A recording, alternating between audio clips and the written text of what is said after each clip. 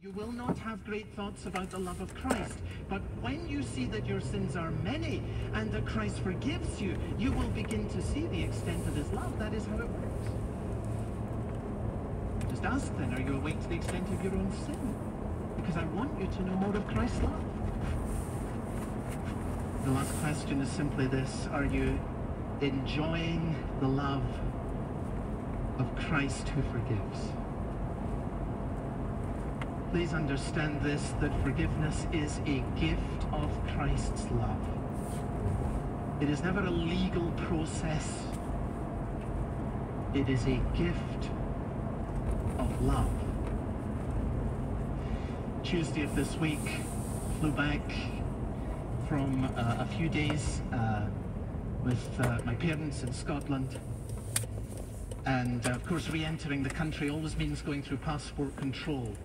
For all the times I've done that over the years, I've got to say I really admire the way that these folks do their job at the airport, checking the passports. I've always found them to be courteous and kind and efficient. And they're there to do a job, they're there to protect a border, and I understand that with all their kindness, they don't have any particular personal interest in me. And I was thinking about that coming back into the country this week and thinking about this theme.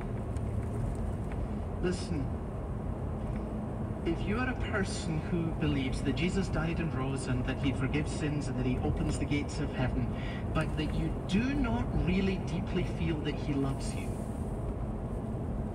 it may be that you have come to think of God like the people on passport control.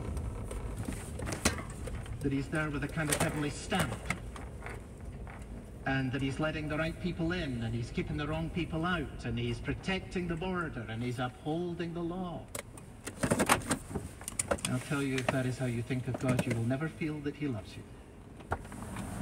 I've been welcomed, warmly welcomed, by the good folks on passport control. Welcome back home, Pastor Smith. Love it. But I have never felt loved by it. And that's where some of us are, I think, precisely in relation to God. Listen, God doesn't deal with you as a case. He loves you as a person. The Son of God embraces you in his love. He prays for you, lifts you up the steps to the throne of Almighty God and asks that you should be forgiven. He goes to a cross and he suffers and he dies, and he says, not on them, but on me. And he bears that wrath for you, and he set his love on you before you had a single thought about him. And his love streams out to you today, and his great desire is to share your life here until you share his life there.